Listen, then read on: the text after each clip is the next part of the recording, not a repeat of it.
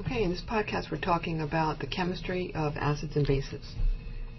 Okay, so when we talk about acids and bases, people tend to think about them as really harmful things, but in fact, a lot of our common household materials use acids and bases or have acids and base components to them. Stuff we use for cleaning, stuff we eat. Okay, so let's take a look. So tartness of lemons comes from citric acid. The sting of a bee is formic acid. Aspirin is a weak acid. Some of our amino acids are, of course, acids in our body. Caffeine is a weak base. A sea slug excretes a strong sulfuric acid, which is what causes it to hurt so much. Okay, so let's take a look at some properties of acids.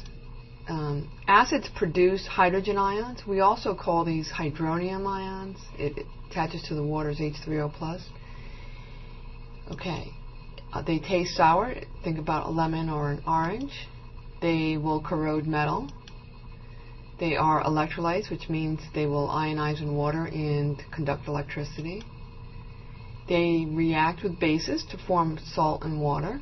Remember, salt is any ionic compound. They have a pH that is less than 7. And they turn blue litmus paper to red. Blue to red acid. One way to remember that. Okay, some properties of bases is they produce hydroxide ions in water, OH-. They taste bitter and chalky, and most of them we wouldn't want to eat. They are electrolytes, which means they ionize in water and they will conduct electricity. They feel soapy and slippery, which is part of why they're bitter. They are in most soaps or cleaning products, so they have that slippery feel. They react with acids to form salts in water. Again, salts are ionic compounds. And they have a pH greater than 7. And they turn red litmus paper to blue. Basic blue. Okay, let's go back and refresh our memories on how to do naming with acids. Okay, remember acids start with an H, and if it's just two elements, if it's just a binary acid, just two elements, we use the hydro prefix and the ic ending. If there's more than two elements, we don't use hydro prefix, and if you remember, the ate ending on the polyatomic ion becomes an ic ending in the acid. Remember, I ate something icky. And the ite ending on the polyatomic ion becomes the us ending in the acid. So let's take a look at some. So here's a series. So HCl, try naming those and pausing until you've done that, and then we'll take a look at it. Okay, so HCl, it's binary, right? Two atoms. So it's going to be hydrochloric. HClO2 is the chlorite ion. You can find these on your yellow sheet. And since it's an ite ending, it's going to be an us acid, chlorus acid. HClO3 is the chlorate ion. So this is going to be the chloric acid. Eights become icky, right? And the HClO4 is the perchlorate ion. You'll find all of these on your ion sheet. So this is going to become 8 become ic, perchloric acid. Alright, try these. HBr is going to become hydrobromic. The carbonate ion is here, so this is going to become carbonic acid. The sulfite ion is here, so this is going to become sulfurous acid. Alright, try these. And after you've got them, come back and we'll go through them. HCl is hydrochloric. HNO3 is the nitrate ion, so it becomes nitric acid. The sulfate ion becomes sulfuric acid. The phosphite ion becomes phosphorus acid. The bromate ion becomes the bromic acid. The phosphate ion becomes phosphoric acid. Alright, bases are easier to name. It's just sodium and the hydroxide, potassium and the hydroxide, barium hydroxide, just like you would name ionic compounds. So sodium hydroxide is also known as lye. Potassium hydroxide is used in liquid soap. Barium hydroxide is a stabilizer for plastics. Magnesium hydroxide is used in milk of magnesia. Aluminum hydroxide is found in Maalox. These are both antacids. You can use them when you have a stomach ache.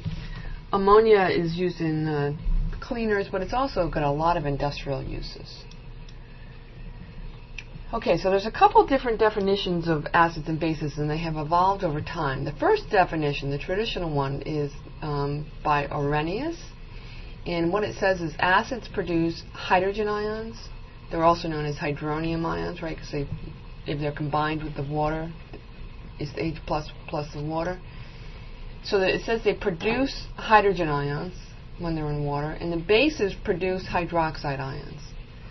The problem is that there are some bases that don't have hydroxide ions, and one of those would be ammonia. Okay.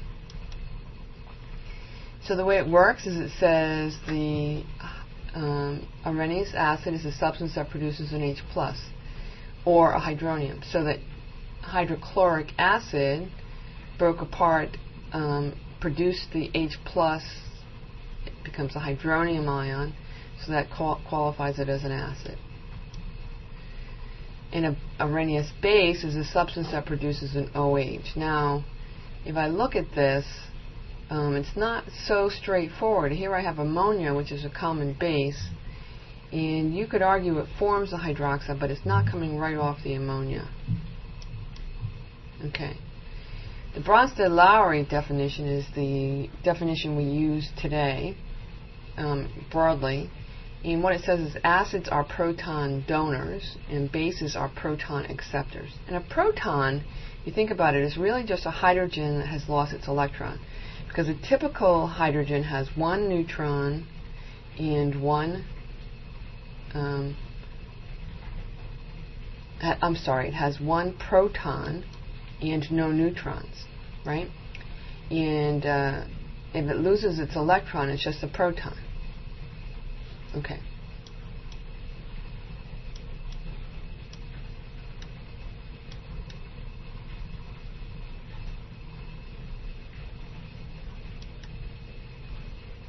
Okay, again, a Bronsted-Lowry acid is a proton donor. So here, the Bronsted-Lowry acid is the water. It donates one of these hydrogens to the ammonia, which becomes ammonium, right? And the ammonia is a base because it accepts that proton. This hydrogen comes here, so I end up with ammonium and hydroxide. Okay, so Bronsted-Lowry acid donates the proton, or the H plus, and the Bronsted-Lowry base accepts it. So here we have ammonia and water acting as the base, as the acid, donates the hydrogen. Bronsted definition means ammonia is a base in water, and water itself acts as an acid. Okay? We can have monoprotic acids or polyprotic acids. So if I think about what happens to sulfuric acid in water, it's going to ionize and make two hydrogen plus the sulfate ion. There should be a plus sign. And since it produces two H pluses, it's known as a diprotic, two hydrogens.